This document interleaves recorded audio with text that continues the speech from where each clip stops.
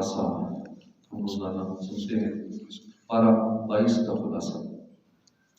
22 پارے کے شروع میں امہات المؤمنین رضی اللہ عنہن کی فضیلت اور عظمت بیان کرتے ہوئے ان کے نیک اعمال پر انہیں دگنے ثواب اور اللہ کی طرف سے رزق کریم کی خوشخبری سنائی گئی، اور پھر امہات المؤمنین کے توسط سے دنیا بھر کی مومنہ عورتوں کو 7 اہم پیغامات دیے گئے۔ پہلا پیغام، کسی نامحرم سے بات کرتے ہوئے نرم لہجہ اختیار نہ کریں اور ضرورت کے تحت ہی بات کی جائے۔ جیسا کہ آج کل دینی معلومات نہ ہونے کی وجہ سے فون پہ بھی اگر کوئی بات کرتی ہے یا غلطی سے فون اٹھا لیتی ہے تو وہ نرمی سے بات کرتی ہے، تو عورت کے لیے حکم یہ ہے کہ اگر کسی غیر مرد کا فون ہے تو وہ نرم لہجہ نہیں رکھے گی، سخت لہجے میں بات کرے گی، چاہے ناراض ہو جائے گا، چاہے قریبی رشتہ دار ہو، ہے نامحرم جو بھی ہے، اس کا لہجہ نرم نہیں ہوگا غیر مرد کے لیے۔ دوسری نصیحت، دوسرا اہم پیغام، بلا ضرورت گھر سے باہر نہ نکلا کریں بلکہ گھر کی 4 دیواری ہی میں رہا کریں۔ سابقہ جاہلیت کے انداز پر بے پردگی کا مظاہرہ نہ کریں اور اپنی زینت اور ستر کا غیر محارم کے سامنے اظہار نہ کریں۔ نماز کی پابندی کریں، زکوٰۃ دیا کریں۔ اس میں بڑی سستی پائی جاتی ہے کہ لوگ باقی چیزوں کا تو حساب لگا لیتے ہیں لیکن عورتوں نے جو سونا رکھا ہوتا ہے اس کی طرف توجہ نہیں ہوتی، یا اگر باقی سامان اتنا نہیں ہے جس پہ زکوٰۃ بنتی ہے تو اس سونے کو بھول جاتے ہیں۔ گھر میں جو سب لیڈیز نے تھوڑا تھوڑا پہن رکھا ہے تو وہ کتنا بنتا ہے، وہ توجہ نہیں ہوتی اس طرف، کہتے ہیں ہمارے پاس تو نہ مال ہے، نہ کوئی پلاٹ فار سیل ہے، نہ مال تجارت ہے، نہ کوئی رقم جمع ہے، نہ بینک میں کچھ ہے، تو اس طرف توجہ نہیں ہے جو سونا پہنا ہوا ہے۔ یہ سب چیزیں پہنا ہوا ہے، استعمال ہو رہا ہے، تو اس لیے اس پہ زکوٰۃ نہیں ہے۔ تو باقی استعمال کی چیزوں پہ زکوٰۃ نہیں ہے، جیسے گھر کے برتن ہیں، گاڑی ہے، چاہے 10 کروڑ کی گاڑی ہے، زکوٰۃ نہیں ہوگی اس پہ کیونکہ استعمال میں ہے۔ اسی طرح گھر ہے، چاہے کروڑوں روپے کا گھر ہے، اس پہ زکوٰۃ نہیں ہوگی۔ جو فار سیل گھر ہے اس پہ زکوٰۃ ہوگی، جو پلاٹ فار سیل ہے اس پہ زکوٰۃ ہوگی، جو مال تجارت ہے فار سیل ہے اس پہ زکوٰۃ ہوگی۔ سونا فار سیل نہیں بھی ہے، بے شک استعمال بھی کر رہے ہیں، اس پہ زکوٰۃ پھر بھی ہوگی۔ یہ مس انڈرسٹینڈنگ پائی جاتی ہے۔ زکوٰۃ دیا کریں، اللہ اور اس کے رسول کی اطاعت اور فرما برداری کریں، قرآن کی تلاوت کرتی رہیں۔ آیت نمبر 35 میں مردوں کے ساتھ عورتوں کے 10 مراتب بیان ہوئے۔ مسلمان مرد، عورتیں، ایمان والے اور والیاں، اطاعت گزار مرد عورت، صبر کرنے والے اور والیاں، سچے مرد و عورتیں، مرد اور عورتیں، عاجزی والے اور والیاں، صدقہ کرنے والے اور والیاں، روزے رکھنے والے اور والیاں، پاک دامنی رکھنے والے اور والیاں، اللہ کے ذکر میں مشغول رہنے والے مردوں اور عورتوں کے لیے اللہ تعالیٰ نے مغفرت اور اجر عظیم تیار کیا ہوا ہے۔ اس کے بعد یہ مسئلہ بیان ہوا کہ منہ بولا بیٹا حقیقی بیٹے کی طرح نہیں ہوتا، اور منہ بولے بیٹے کی مطلقہ بیوی سے نکاح کرنے میں بھی شرم کوئی حرج نہیں ہے، جبکہ کوئی اور ممانعت کی وجہ نہ ہو، نہ ہی اس بات کو معیوب سمجھا جائے۔ آیت نمبر 40 میں قرآن پاک نے نبی کریم صلی اللہ علیہ وسلم کے خاتم النبیین ہونے پر مہر لگا دی اور آخری نبی ہونے کا اعزاز آپ صلی اللہ علیہ وسلم کو عطا فرمایا۔ پھر نبی کریم صلی اللہ علیہ وسلم کے اوصاف بیان فرمائے کہ اللہ پاک نے آپ صلی اللہ علیہ وسلم کو حاضر، ناظر، نذیر، داعی اللہ اور سراج منیر بنا کر بھیجا ہے۔ آیت نمبر 53 میں بارگاہ نبوی میں حاضری کے آداب بیان ہوئے۔ پہلے یہ بات بیان کی گئی کہ اجازت کے بغیر نبی کریم صلی اللہ علیہ وآلہ وسلم کے گھر میں داخل نہ ہوا کرو۔ کوئی دعوت اور طعام ہو تو کھانا کھا کر فوراً منتشر ہو جایا کرو۔ جب امہات المؤمنین سے کچھ مانگو تو پردے کے پیچھے سے مانگو، بلا حجاب ان کے سامنے نہ جایا کرو۔ اور آخر میں تاکید فرما دی کہ ایسا کوئی کام نہ کرو جس سے ہمارے محبوب کو ذرا سی بھی تکلیف ہو، ہمارے محبوب صلی اللہ علیہ وسلم کا قلب اطہر رنجیدہ ہو، ایسا کوئی کام نہ کرو۔ پچھلی آیات میں پردے کا حکم دیا گیا اور اب فرمایا گیا کہ عورت کا اس کے باپ، بیٹے، بھائی، بھانجے، بھتیجے، ماموں اور چچا سے پردہ نہیں ہے۔ اس کے بعد شان رسالت صلی اللہ علیہ وسلم بیان کرنے والی ایک عظیم ترین آیت یعنی آیت درود کا ذکر ہے۔ ان اللہ وملائکتہ یصلون علی النبی یا ایھا الذین آمنوا صلوا علیہ وسلموا تسلیما۔ اس کے فوراً بعد بتایا گیا کہ اللہ اور اس کے رسول اور اہل ایمان کو تکلیف دینے سے بچو، اور اہل ایمان کی تکلیف کا باعث بننے والے قابل ملامت اور ذلت امیز عذاب کے مستحق ٹھہریں گے۔ آیت نمبر 59 میں خواتین کے لیے پردے کا خصوصی حکم ہے کہ اگر آزاد مسلمان عورتیں اس طرح چادر اوڑھ کر چہرہ ڈھانپ کر باہر نکلیں گی تو انہیں دور سے پہچان لیا جائے گا کہ یہ عزت دار اور باحیا خواتین ہیں، اور اس سے ان کی عزت محفوظ رہے گی اور ستائی بھی نہیں جائیں گی۔ ارشاد فرمایا کہ اے پیارے حبیب صلی اللہ علیہ وسلم، آپ اپنی ازواج مطہرات، اپنی صاحبزادیوں اور مسلمانوں کی عورتوں سے فرما دیں کہ جب انہیں کسی حاجت کے لیے گھر سے باہر نکلنا پڑے تو وہ اپنی چادروں کا ایک حصہ اپنے منہ پر ڈال کر رکھیں اور اپنے سر اور چہرے کو چھپائیں۔ سورت کے آخر میں اہل ایمان کو سیدھی بات کرنے، اپنے اعمال کو درست رکھنے، تقوی اختیار کرنے کا حکم دیا گیا کہ جس کا صلہ گناہوں کی مغفرت اور اعمال کی اصلاح کی صورت میں ملے گا، اور اسے بڑی کامیابی قرار دے دیا گیا۔ تو عورتوں کو پردے کے حوالے سے یہ کام سکھانے چاہیے، خاص کر سورہ نور کی تعلیم دینی چاہیے بچیوں کو، گھر کی خواتین کو، تاکہ پردے کا ذہن بنے۔ اور ایک اور بڑا مسئلہ ہے، خصوصاً جب یہ عمرے پہ یا حج پہ خواتین جاتی ہیں یا بعض کا پورے گروپس اکٹھے جاتے ہیں، تو اس میں جو یہاں پہ پردہ کرتی ہیں وہ وہاں جا کے چونکہ چہرہ اوپر رکھنا ہوتا ہے، شرعی حکم ہے چہرے کو کھلا رکھنا ہے۔ اب چونکہ جب تک احرام کی حالت میں تو تب تک چہرہ کھلا رکھنا ہے جب تک وہ احرام کی نیت ہے۔ اب ہر وقت تو احرام کی نیت نہیں ہے، جب وہ طواف کر لیا، صحیح کر لی، حلق کرا لیا، یا عورتوں نے جو ایک پورے کے برابر بال کاٹنے وہ کاٹ دیے، احرام کی پابندیاں ختم ہو گئی، اب تو پردہ کر سکتی ہے، اب تو کوئی حرج نہیں ہے۔ لیکن وہ کہتی ہیں اب کیوں کرے، سب نے ویسے ہی دیکھ لیا ہمیں، جتنے ساتھ گروپ والے 150 کے جو گروپ کیا ہوتا ہے، جتنے باقی دنیا بھر سے مرد آئے ہوئے ہیں، اب دیکھنے کے بعد ویسے ہی ہمیں دیکھ لیا تو ٹھیک، اب کیا پردہ کرنا، ٹھیک ہے پھر اب باقی سارا سفر حج کا عمرے کا ایسے ہی رہتا ہے۔ بھائی شریعت نے جہاں تک اجازت دی تھی وہاں تک کھلا رکھنا ہے، اب اس کے بعد تو اجازت نہیں، اب چہرہ ڈھانپ کے رکھنا ہے، اب تو چاہے مدنی برقع کریں یا جو بھی برقع کریں وہ کر کے رکھیں۔ وہاں جا کے یہ بہت بڑا معاملہ پایا جاتا ہے، حج کے دوران بھی، مینا میں، عرفات میں، وہاں بھی یہ دیکھا گیا ہے کہ وہاں تو زیادہ پابندی کرنی چاہیے، وہاں تو ایک گناہ کریں گے تو 1,00,000 گناہ کے برابر ہے، لیکن یہ چیز بہت وہاں پائی جاتی ہے۔ اللہ پاک ہدایت نصیب فرمائے۔ اس کے بعد سورہ سبا اسی بارے کے اندر ہے، اس میں 6 رکوع ہیں، 54 آیتیں ہیں۔ عرب کے علاقے یمن کے حدود میں ایک قبیلہ ہے، اس کا نام سبا ہے، اور یہ اپنے دادا سبا بن یشجب بن یعر بن قعدان کے نام سے مشہور ہے۔ تو اس سورت کے آیت نمبر 15 سے قوم سبا کا واقعہ بیان کیا گیا، تو اس وجہ سے اس سورت کا نام اس مناسبت سے سورہ سبا کہتے ہیں اس کو۔ سورہ سبا کی ابتدا میں اللہ کی حمد و ثنا بیان کی گئی اور یہ بتایا گیا کہ کافر قیامت کا صاف انکار کرتے ہیں، نیز قیامت قائم ہونے کو قسم کے ساتھ بیان فرمایا۔ حالانکہ اللہ پاک تو ویسے ہی فرما دے تو ہم نے یقین کرنا ہے کہ اللہ پاک فرما رہے ہیں، لیکن اللہ پاک بھی قسم ارشاد فرما رہا ہے تاکہ ہمیں کچھ شک نہ ہو قیامت کے بارے میں، قیامت ضرور آئے گی اور ہمیں پھر اس دن حساب دینا ہوگا۔ اور مردوں کو دوبارہ زندہ کرنے پر اللہ کی قدرت پر دلیل دی گئی۔ اس کے بعد مشرکین کے بارے میں بتایا گیا کہ حساب کتاب اور جزا اور موت کے بعد اٹھائے جانے کا انکار کرتے ہیں۔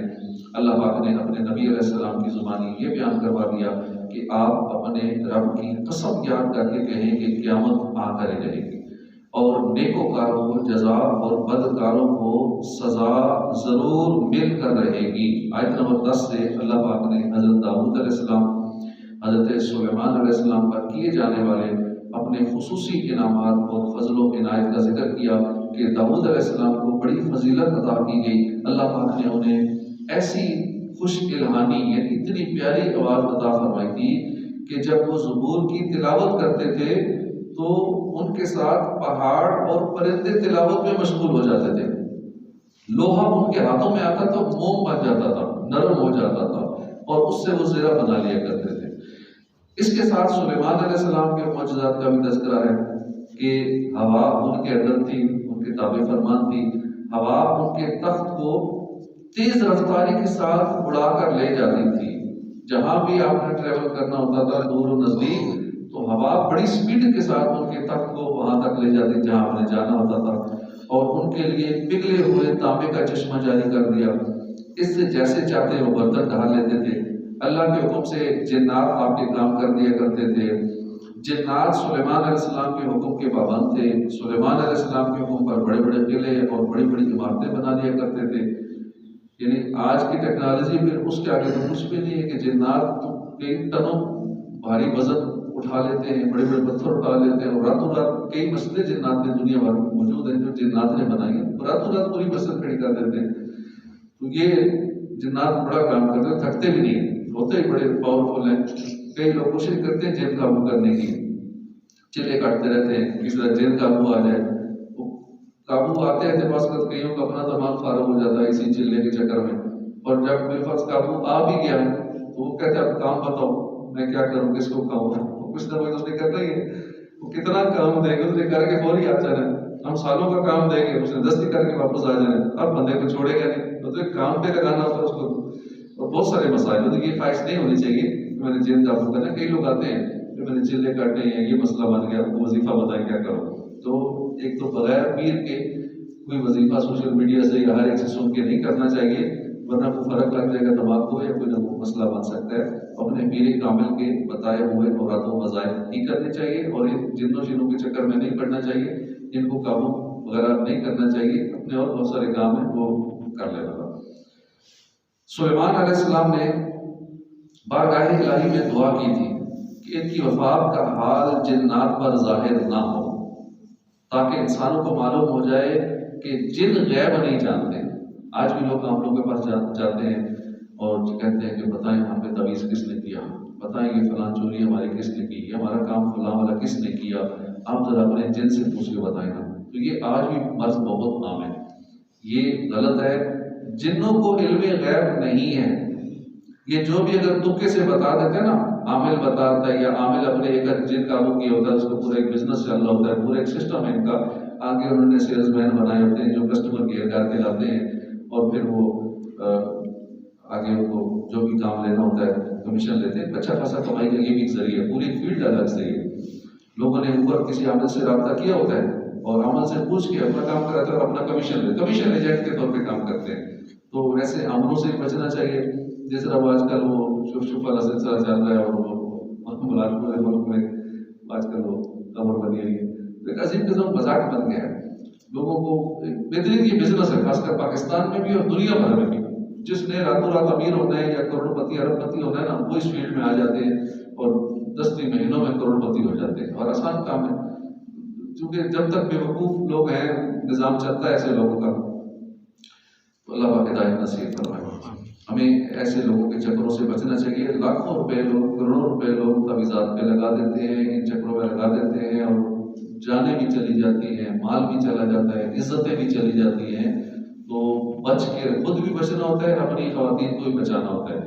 بس قدگی میں انہوں نے خواتین کو ہی انہوں نے اپنا سیلز مین رکھا ہوتا ہے کہ خواتین تک ہماری مشوری کریں، ہماری کرامتیں بتائیں، ہمارے فضائل بیان کریں، جی فلاں کو شفا ملی تھی تو فلاں کا شوہر قابو آ گیا تھا تو فلاں فلاں فلاں۔ بس خواتین مردوں کو نہیں بتاتی، شوہر کو قابو کرنا ہوتا ہے تو شوہر کو کیسے بتائیں گے کہ میں آپ کو قابو کرنے کے لیے فلاں سے تعویذ لینے جاتی ہوں یا فلاں سے۔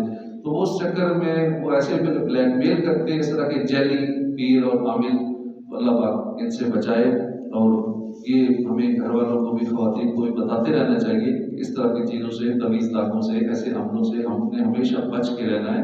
اس سارے جو ہے نا اس طرح کے ڈھونگی قسم کے یہ اکثر جیلی ہوتے ہیں، فراڈ ہوتا ہے، اور بعد میں پھر پتہ لگتا ہے جب کوئی اس فراڈ کو سامنے لاتا ہے یا بے نقاب کرتا ہے۔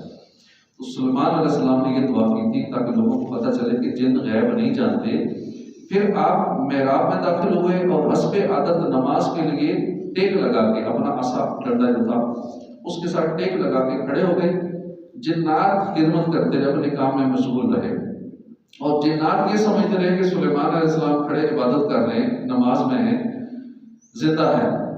حضرت سلیمان علیہ السلام کا عرصہ دراز تک اسی حال پر رہنا ان کے لیے حیرت کی بات نہیں تھی، کیونکہ باہر آپ دیکھتے تھے کہ آپ ایک مہینے تک، 2 مہینے تک اس طرح عبادت کرتے رہتے ہیں، اور آپ کی نماز بڑی لمبی ہوتی ہے، حتیٰ کہ آپ کی وفات کے 1 سال بعد جنات کو پتہ چلا کہ تو فوت ہو چکے، 1 سال بعد پتہ چلا، اور اپنی خدمتوں میں وہ مشغول رہے، یہاں تک کہ اللہ پاک کے حکم سے دیمک نے آپ کے عصا کو کھایا، اور آپ کا جسم مبارک جو لاٹھی کے سہارے قائم تھا زمین پر تشریف لے آیا، اس وقت جنات کو پتہ چلا کہ ان کی تو وفات ہو چکی ہے۔ آیت نمبر 15 سے ایک ایسی قوم کا واقعہ بیان کیا گیا جنہیں اللہ پاک نے کثیر نعمتوں سے نوازا، لیکن وہ لوگ اللہ کی اطاعت و فرما برداری کرنے کی بجائے اس کی نافرمانی کرنے لگے، تو اللہ پاک نے انہیں سیلاب کے ذریعے ہلاک کر دیا۔ تو جب بھی اللہ پاک ہمیں نعمتیں عطا فرمائے ہمیں اس کا شکر ادا کرنا چاہیے۔ بے شمار نعمتیں ہیں، بعض اوقات ہم نہیں سمجھ رہے ہوتے کہ یہ کوئی نعمت ہے، جب وہ چھنتی ہے تو پھر پتہ لگتا ہے کہ ہم کتنی نعمتوں میں تھے، ہمیں کتنی سہولیات تھیں، یہ پھر پتہ لگتا ہے۔ یا پھر اپنے سے ڈاؤن کسی بندے کو دیکھیں گے تو پھر اندازہ ہوتا ہے کہ ہم پہ اللہ نے کتنے کرم کر رکھے ہیں، بھائی ہم نے کیا ایسی خصوصیت ہے، ہم کو بہت زیادہ عبادت گزار ہیں، یا کیا خوبی ہے کہ ہم پہ اتنا کرم ہے، اور کتنے لوگ ہیں ہم سے اچھے جن کو یہ سہولتیں میسر نہیں ہیں جو ہمیں میسر ہے۔ تو اپنی نعمتوں کو یاد کر کے اللہ کا شکر ادا کرنا چاہیے، اس سے نعمت محفوظ ہو جاتی ہے، شکر کے پنجرے میں نعمت محفوظ ہو جاتی ہے اور اللہ پاک مزید نعمتیں عطا فرماتا ہے۔ تو جب بھی نعمتیں ملیں ہر نعمت میں کوشش کریں اللہ کا شکر ادا کریں۔ پھر ایسی قوم کا واقعہ بیان ہوا کہ جنہیں نعمتیں زیادہ ملی، نافرمانی کی، پھر اللہ پاک نے ان کو سیلاب کے ذریعے ہلاک کر دیا۔ خلاصہ یہ کہ یمن کی حدود میں جس جگہ یہ لوگ آباد تھے وہاں اللہ کی وحدانیت اور قدرت پر دلالت کرنے والی ایک نشانی تھی۔ اس نشانی کی تفصیل یہ ہے کہ اس کے شہر معارب کے دونوں طرف کثیر باغات تھے، اور ان باغوں میں پھلوں کی انتہائی کثرت تھی۔ ان لوگوں سے انبیاء کرام کے ذریعے کہا گیا کہ اپنے رب کا رزق کھاؤ اور اس نعمت پر اس کی اطاعت اور عبادت بجا لو۔ تمہارا شہر پاکیزہ شہر ہے جس میں لطیف آب و ہوا ہے، صاف ستھری سرزمین ہے، اس میں کوئی مچھر نہیں ہے، کوئی کھٹمل نہیں ہے، سانپ اور بچھو بھی نہیں ہے، کوئی چیز ایسی نہیں ہے، ہوا بھی بڑی صاف ستھری ہے۔ اور ہوا کی پاکیزگی کا یہ عالم ہے کہ اگر کہیں دوسرے علاقے کا شخص اس شہر سے خالی گزر جائے تو اس کی جوئیں ختم ہو جاتی ہیں، اس کے کپڑوں سے، اس کے سر سے سارے جوئیں مر جاتی ہیں، اتنی صاف ستھری آب و ہوا تھی۔ اگر تم اپنے رب کی روزی پر شکر ادا کرو اور اس کی اطاعت بجا لاؤ تو وہ بخشش فرمانے والا ہے۔ تو پھر بھی انہوں نے ناشکری کی اتنی نعمتوں کی، تو اللہ پاک نے ان کو ہلاک کر دیا۔ تو صاف ستھرا ہمیں بھی چاہیے کہ خود بھی رہیں اور اپنے بچوں کو بھی صاف ستھرا رکھیں۔ کئی بچے پڑھنے آتے ہیں تو جوئیں کئیوں کی گر رہی ہوتی ہیں، اب باسکت والدین بڑے اچھے گھرانوں کے اور پڑھے لکھے ہو، لیکن پھر بھی باسکت بچوں کی طرف توجہ نہیں ہوتی کہ ان کا کیا حال ہے، تو دھیان رکھنا چاہیے بچوں کا بھی اپنا بھی۔ آیت نمبر 28 میں پیارے آقا صلی اللہ علیہ وسلم کی رسالت عامہ کا ذکر ہے کہ آپ صلی اللہ علیہ وسلم تمام انسانوں کے نبی ہیں، چاہے وہ عربی ہوں، عجمی ہوں، گورے ہوں یا کالے ہوں، پہلے والے ہوں یا بعد والے ہوں۔ مزید فرمایا کہ پچھلی امت کے لوگ مال و دولت کی فراوانی کو اپنی قبولیت کی دلیل سمجھتے تھے۔ آج کل بھی کئی لوگ یہ سمجھتے ہیں میرے پاس مال زیادہ ہے، شاید میں اللہ کی بارگاہ میں کوئی صحیح آدمی ہوں، مقبول آدمی ہوں۔ یہ ضروری نہیں ہے، اللہ کی بارگاہ میں مقبول وہ ہے جو تقویٰ اور پرہیزگاری والا ہے۔ اگر اللہ نے ہمیں ان نیکیوں کی توفیق دی ہوئی ہے پھر تو چلو کچھ چانس ہے کہ اللہ پاک ہمیں عبادت کی توفیق بھی دے رہا ہے، ہم دین کی باتیں سن بھی لیتے ہیں، کچھ تھوڑا بہت عمل بھی کر رہے ہیں، تو چانس ہے کہ شاید اللہ مجھ سے راضی ہی ہے۔ پھر بھی ڈرنا چاہیے، خفیہ تدبیر سے ڈرنا ہی چاہیے، کیا پتہ آخر میں کیا ہو۔ تو لیکن پھر بھی جو نیکیوں پہ لگا ہوا ہے اس کا کچھ چانس تو ہے نا۔ جو بالکل ہی نہ نماز پڑھ رہا ہے، نہ دین کے قریب ہے، بالکل گناہوں میں پڑا ہے، اور پھر بھی سمجھ رہا ہے کہ میں اللہ کے ہاں میری بڑی اہمیت ہے، بہت ویلیو ہے، کتنا اللہ نے مال دیا ہوا ہے، میں کتنے آرام دہ زندگی گزار رہا ہوں، کتنے سکون میں ہوں، تو اس سے زیادہ ڈر جانا چاہیے کہ اللہ پاک کی طرف سے کہیں ڈھیل نہ ہو۔ پچھلی امتوں کے لوگ مال کی فراوانی کو اپنی قبولیت کی دلیل سمجھتے تھے، لیکن اللہ پاک نے فرمایا کہ اللہ کا قرب مال و دولت کی فراوانی سے نہیں ملتا بلکہ ایمان اور عمل صالح کی مدد سے ملتا ہے۔ رزق کی کشادگی کا تعلق کسی کی فضیلت اور بے توقیری سے نہیں ہے بلکہ اللہ کی حکمت ہے۔ کبھی وہ نعمتوں کی فراوانی امتحان کے طور پر فرماتا ہے، کبھی آزمائش کے طور پر، اور کبھی یہ نعمتیں فضیلت کی بنا پر بھی ہوتی ہیں۔ یہ مال کا ملنا، سہولیات کا ملنا، یہ بعض اوقات آزمائش بھی ہوتی ہے کہ اب بندہ کیا کرتا ہے۔ اس کے بعد سورہ فاطر اسی بارے میں ہے، مکہ مکرمہ میں نازل ہوئی، اس میں 5 رکوع ہیں، 45 آیتیں ہیں۔ فاطر کا مطلب ہے بنانے والا۔ اس سورت کی پہلی آیت میں اللہ پاک کا یہ وصف بیان ہوا ہے کہ اللہ پاک زمینوں کا بنانے والا ہے، آسمانوں کا بنانے والا ہے. اس مناسبت سے اس کو سورہ فاطر کہتے ہیں. سورہ ملائکہ بھی کہتے ہیں کیونکہ اس کی پہلی آیت میں فرشتوں کا ذکر ہے.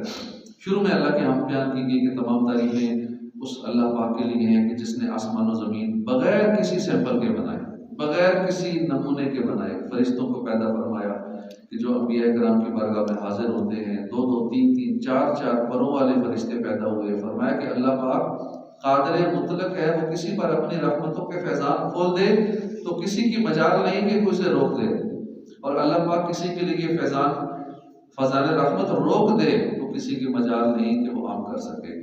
اللہ پاک کی نعمتوں میں غور کر کے دیکھو کہ آسمان و زمین میں اس کے علاوہ کون خالق کہلانے کا مستحق ہے. پھر اللہ پاک نے مومن اور کافر کے بارے میں ایک مثال بیان فرمائی. اس کا خلاصہ یہ ہے کہ جس طرح کھاری اور میٹھے سمندر جو اس وقت دنیا میں موجود ہیں، اور آپ دیکھ بھی سکتے ہیں سرچ کر کے گوگل پہ، سوشل میڈیا پہ، وہ سمندر آپس میں ملتے نہیں ہیں. نظر آ رہا ہے کہ یہ پانی ہے، یہ الگ پانی ہے، ادھر والا الگ پانی ہے، لیکن آپس میں مکس اپ نہیں ہوتے. نہ ان کا کلر مکس ہوتا ہے، نہ ان کا ٹیسٹ مکس ہوتا ہے. اور یہ اللہ کی قدرت کی کتنی بڑی نشانی، دیکھ سکتے ہیں اس کو. اس پانی کو اگر الگ اکٹھا بوتل میں بھی کریں تو بھی آپس میں مکس نہیں ہوتے. تو وہ آپس میں یکساں نہیں ہے. پانی ہونے میں ایک جیسے ہیں، اس کے باوجود دونوں برابر نہیں ہیں، کیونکہ پانی سے جو اصل مقصود ہے اس میں یہ مختلف ہیں. اسی طرح مومن اور کافر انسان ہونے میں ایک جیسے ہیں. کافر کی بھی 2 ٹانگیں ہیں، مسلمان کی بھی 2 ٹانگیں ہیں، اس کے بھی ہاتھ. وہ دیکھنے میں دونوں برابر ہے، ایک ہی طرح انسان ہے، لیکن پھر بھی برابر نہیں. بعض صفات جیسے شجاعت ہے، سخاوت ہے، باقی چیزوں میں سیم ہے، کیونکہ یہ دونوں ایک عظیم خاصیت میں مختلف ہیں. اور وہ عظیم خاصیت یہ ہے کہ مومن اپنی اصل فطرت کے لیے اسلام پر قائم ہے، جبکہ کافر اس پر قائم نہیں. فرمایا کہ کھاری اور میٹھے دونوں سمندروں میں سے تم مچھلی کا تازہ گوشت کھاتے ہو، اور وہ قیمتی موتی نکالتے ہو جسے تم پہنتے ہو، اور تم کشتیوں کو دریا میں چلتے ہوئے پانی کو چیرتے ہوئے دیکھو گے، اور وہ ایک ہی ہوا میں آتی بھی ہیں، جاتی بھی ہیں. تمہارے لیے سمندر کی یہ تصویر اس لیے ہے تاکہ تم سے تجارتوں میں نفع حاصل کر کے اللہ کا فضل تلاش کرو، اور تاکہ تم اللہ کی نعمتوں کی شکر گزاری کرو. پوری دنیا میں جتنا یہ ٹریڈنگ ہو رہی ہے، ایک ملک سے دوسرے ملک امپورٹ ایکسپورٹ ہو رہی ہے، وہ میکسیمم مور دین 80% یہ بائی شپ ہوتی ہے، بائی سی ہوتی ہے. اگر یہ اللہ کی نعمت نہ ہوتی تو دنیا کا نظام کتنا درم برم ہو جاتا. کتنی بڑی اللہ کی نعمت ہے، لیکن کون اس پہ شکر ادا کرتا ہے کہ اللہ پاک نے ہم سب پہ کر. کتنی چیزیں ہمارے ملک میں نہیں ہوتی، باہر سے آتی ہیں، بائی شپ آتی ہیں. تو یہ ہر بندے کو اس پہ شکر ادا کرنا چاہیے کہ وہ چیزیں ہمیں دوسرے ملکوں کی، چائنا پوری دنیا میں مال سپلائی کر رہا ہے، اس طرح دیگر کئی ممالک ہیں جو پروڈکشن بہت آگے ہیں، مینوفیکچرر ہیں، لیکن کسی کی توجہ اس طرف نہیں ہے. کہ اس حوالے سے بھی ہم پہ اللہ کا کتنا بڑا کرم ہے کہ اس نے سمندروں کو مسخر کر دیا ہمارے لیے. تو اس پہ اللہ کا شکر ادا کرنا چاہیے. اللہ پاک نے یہ بھی بیان کیا کہ حجت الہی قائم کرنے کے لیے اللہ پاک نے ہر امت کی طرف روشن دلائل دے کر انبیاء اور رسل بھیجے، لیکن ہر دور میں حق کو جھٹلانے والے ابو جہل جیسے، ابو لہب جیسے لوگ ضرور ہوتے ہیں. تو آخر میں فرمایا کہ اللہ پاک لوگوں کو ان کی بدعمالیوں کی وجہ سے فوراً انہیں گرفت نہیں فرماتا، ان کی گرفت فوراً نہیں فرماتا. اگر فوراً گرفت فرمائے تو زمین میں کوئی بھی جاندار باقی نہ بچے، لیکن وہ مہلت دیتا ہے، ایک موقع عطا فرماتا ہے. اس کے بعد سورہ یاسین اسی بارے سے شروع ہوتی ہے، مکہ مکرمہ میں نازل ہوئی ہے. اس میں 5 رکوع ہیں، 83 آیتیں ہیں. یاسین حروف مقطعات میں سے ہے، اور چونکہ اس سورت کی پہلی آیت میں لفظ یاسین ہے، اس وجہ سے سورت کا نام سورہ یاسین رکھا گیا. اس سورت کا مرکزی مضمون یہ ہے کہ اس میں قرآن پاک کی عظمت، اللہ پاک کی قدرت، وحدانیت، تاجدار رسالت صلی اللہ علیہ وسلم کے منصب، اور قیامت میں مردوں کو زندہ کیے جانے کو بیان کیا گیا ہے. اس سورت کی ابتدا میں اللہ پاک نے قرآن کی قسم کھا کر فرمایا کہ نبی اکرم صلی اللہ علیہ وسلم سب جہانوں کے پالنے والے رب کے سچے رسول ہیں، اور ان کی رسالت سے لوگ 2 گروہ میں تقسیم ہو گئے. ایک گروہ اناد اور دشمنی کرنے والا جس کے ایمان لانے کی امید نہیں ہے، دوسرا گروہ وہ ہے جس کے لیے خیر اور ہدایت حاصل ہونے کی توقع ہے. ان دونوں گروہوں کے اعمال محفوظ ہیں، اور اللہ پاک کے قدیم اور ازلی علم میں ان کے آثار موجود ہیں. اللہ پاک نے اپنے حبیب صلی اللہ علیہ وسلم کو حکم فرمایا کہ وہ کفار مکہ کے سامنے شہر والوں کا واقعہ بیان کر کے انہیں اللہ کے عذاب سے ڈرائیں۔ اللہ پاک نے 2 رسولوں کو ایک شہر والوں کی طرف مبعوث فرمایا جنہوں نے ان شہر والوں کو توحید و رسالت پر ایمان لانے کی دعوت دی، لیکن ان کی دعوت سن کر شہر والوں نے انہیں جھٹلایا۔ اس کے بعد اللہ پاک نے تیسرے رسول کو پہلے دونوں کی مدد کے لیے بھیجا۔ اب ان تینوں رسولوں نے قوم سے فرمایا کہ ہم تمہاری طرف رسول بنا کر بھیجے گئے ہیں، لیکن قوم نے اس بات کو تسلیم کرنے کی بجائے وہی اعتراض کیا جو اکثر و بیشتر امتوں نے اپنے رسولوں پر کیا تھا، اور وہ اعتراض یہ تھا کہ تم تو ہمارے جیسے انسان ہو، لہٰذا تم کیسے خدا کے رسول ہو سکتے ہو؟ یعنی ان کافروں کے اعتقاد کے مطابق کہ رسول انسانوں میں سے نہیں بلکہ فرشتوں میں سے ہونا چاہیے، اور یہ چونکہ انسان ہے اس لیے ان کے نزدیک رسول نہیں ہو سکتے۔ اس کے ساتھ کافروں نے یہ بھی کہا کہ خدائے رحمان نے کچھ بھی نازل نہیں کیا، یعنی وحی کے نزول کا دعویٰ ہی غلط ہے، اور تم جھوٹے ہو جو ہمارے سامنے رسالت کا دعویٰ کر رہے ہو۔ ان رسولوں نے سخت الفاظ کا جواب سختی کے ساتھ دینے کی بجائے بڑے خوبصورت انداز میں جواب دیا کہ ہمارا رب جانتا ہے کہ یقیناً ہم خدا کے رسول ہیں، اور مزید یہ بھی جان لو ہماری صرف یہ ذمہ داری ہے کہ تم تک خدا کا پیغام واضح طور پر پہنچا دیں، پیغام پہنچانا ہماری ڈیوٹی ہے۔ اس کے جواب میں قوم نے کہا کہ ہم تمہیں منحوس سمجھتے ہیں، لہذا تم اپنی اس تبلیغ سے باز آ جاؤ، ورنہ ہم تمہیں سخت سزا دیں گے، تمہیں مار مار کر ہلاک کر دیں گے، پتھر مار مار کے مار دیں گے۔ ان رسولوں نے جواب دیا کہ ہمیں منحوس قرار نہ دو، کیونکہ تمہاری نوست تمہارے کفر و ضلالت کی صورت میں تمہارے ساتھ موجود ہے۔ کیا تم لوگ ہمیں اس لیے پتھر مارو گے کہ ہم نے تمہیں صحیح بات سمجھانے کی کوشش کی ہے؟ اگر یہ بات ہے تو تم حد سے بڑھنے والے لوگ ہو۔ جب یہ مکالمہ جاری تھا اور قوم ان رسولوں کو شہید کرنے، ایذا پہنچانے اور ان کے پیغام کو نہ ماننے پر تلی ہوئی تھی، اسی دوران یہ بات ایک مرد مومن تک پہنچی جو پہلے سے ہی مومن تھا یا ان رسولوں سے ملاقات کے بعد مسلمان ہوا تھا۔ وہ شہر کے کنارے پر رہتا تھا۔ وہ اللہ کے رسولوں کی تائید اور اپنی قوم کو سمجھانے کے لیے بھاگا ہوا آیا اور ان سے کہنے لگا کہ ان رسولوں کی پیروی کرو، ان کی حقانیت پر ہونے کی یہ بڑی واضح دلیل ہے کہ ان کا اس پیغام پہنچانے میں کوئی دنیاوی مفاد نہیں ہے، یہ تم سے کوئی معاوضہ نہیں مانگتے، نیز یہ ہدایت یافتہ ہے کہ ان کی باتیں معقول اور سمجھ میں آنے والی ہیں۔ نیز اے میری قوم، میں بھی مسلمان ہوں اور خالق کائنات کی عبادت کرنے والا ہوں، اور مجھے کیا ہے کہ میں اس خدا کی عبادت نہ کروں جس نے مجھے پیدا کیا؟ کیا میں اس کے علاوہ ایسے بتوں کی عبادت کروں، ایسے بتوں کو معبود بناؤں جن کی سفارش مجھے کوئی نفع نہیں دے سکتی، نہ مجھے وہ بچا سکتے ہیں جب خدا مجھے نقصان پہنچانا چاہے؟ اگر اس کے باوجود میں خدا کے علاوہ کسی کی عبادت کروں تو پھر میں کھلی گمراہی میں ہوں گا۔ بس میں تو اپنے رب پر ایمان لایا، تو تم میری بات سنو اور اس بات پر غور کر کے ایمان لاؤ۔ مرد مومن کی باتوں کو سننے کے باوجود لوگ ایمان نہ لائے، بالآخر اسے بھی تنگ کرنے کے درپے ہو گئے۔ پھر یا تو وہ خیر کا مرد مومن فوت ہو گئے یا قوم نے ان کو شہید کر دیا، مار کے، اور بعد وفات فرشتوں کی زبان سے اللہ پاک نے اسے جنت کی بشارت سنائی۔ جنت کی خوشخبری سن کر بھی اس مرد ناصح نے اپنی قوم کا غم کیا اور یہ تمنا کی کاش میری قوم کو معلوم ہو جائے کہ میرے رب نے مجھے بخش دیا ہے اور میری عزت افزائی فرمائی ہے۔ آخر کار قوم کے تکذیب کرنے اور ایمان نہ لانے پر ان پر خدائی عذاب آیا جو ایک چیخ کی صورت میں تھا، جس کے نتیجے میں وہ ایسے ہلاک ہو گئے جیسے بچھی ہوئی راکھ ہوتی ہے۔ اللہ پاک ہمیں ہدایت نصیب فرمائے، اور جب ہم کسی کو نیکی کی دعوت دیں، کوئی ہماری بات نہ سنے تو ہمیں پریشان نہیں ہونا چاہیے، گھبرانا نہیں چاہیے، ہمیں ثواب ملے گا۔ نیکی کی دعوت دیتے رہنا چاہیے، جو باتیں اچھی ہم سنیں دوسروں کو بتاتے رہیں، درس و بیان کرتے رہیں۔ اب بعض اوقات دیندار آدمی بھی اچھی خاصی تعداد ہے جن کا ذہن نہیں ہوتا درس و بیان کرنے کا، نیکی کی دعوت دینے کا، اور یوں ایک بڑے ثواب سے محروم رہ جاتے ہیں۔ اور جب تک کوئی سختی نہ کرے کہ روز درس دیا کرو، روز یہ کیا کرو، تب تک وہ پھر بھی بے دلی سے کرتے ہیں۔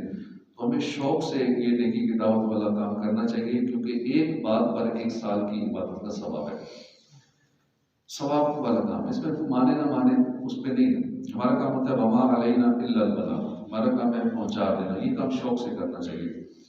بس پیشن اور پروفیشن سیم ہو تو پھر مزہ آتا ہے. کئیوں کو اس کام میں مزہ آتا ہے جب نیکی کی دعوت دیتے ہیں, درس و بیان کرتے ہیں. تو اپنے گھر میں کم سے کم درس و بیان کرنا چاہیے.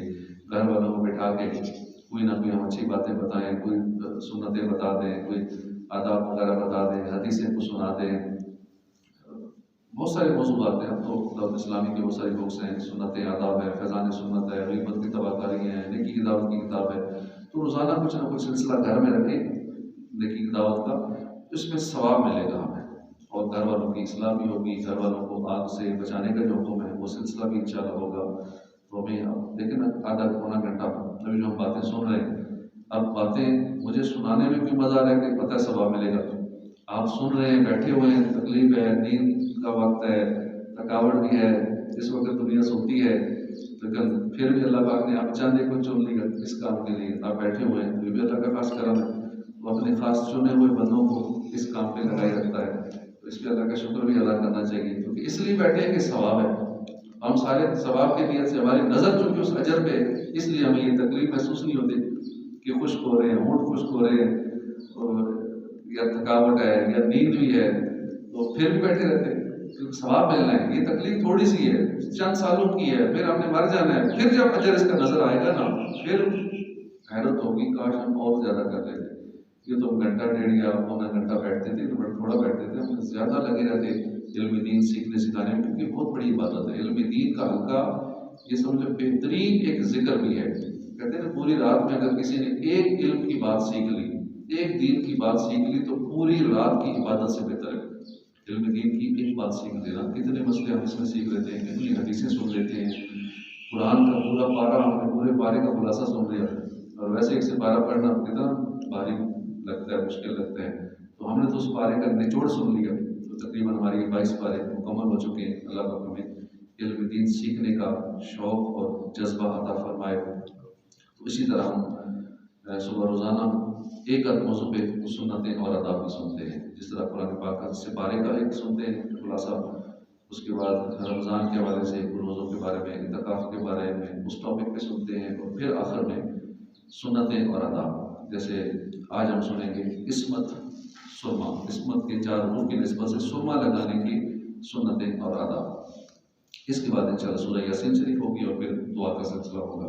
کیونکہ ابھی اشراق الچاش کا ٹائم آج لگ بھگ 5:54 تک سورج نکلنے کا ٹائم ہے. ایسے 5:54 کے قریب سورج نکلے گا, اور تقریباً 6:15 تک انشاءاللہ ہم اشراق الچاش کے نوافل ادا کریں گے. اور یہ بیٹھنے کی ایک فضیلت یہ بھی ہے کہ حج عمرے کا ثواب ملتا ہے. جو ذکر و اذکار کے لیے اشراق الچاش تک بیٹھا رہتا ہے, اور ہماری پوری زندگی کا اگر یہ معمول بن جائے نا, تو پھر انشاءاللہ آپ دیکھیں کہ زندگی میں سکون آ جائے گا کہ کم از کم ایک روٹین تو ہماری کوئی لائن پہ آئے گی. باقی بھی پورا دن آہستہ آہستہ سیٹ ہو ہی جائے گا.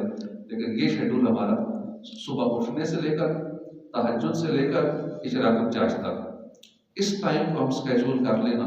اس کے بعد پھر باقی ٹائموں کو دیکھیں, آہستہ آہستہ روٹین پہ لائیں ساری اس زندگی کو. انشاءاللہ آخرت بھی اچھی ہو جائے گی, انشاءاللہ دنیا بھی ٹھیک ہو جائے گی. سنتیں اور آداب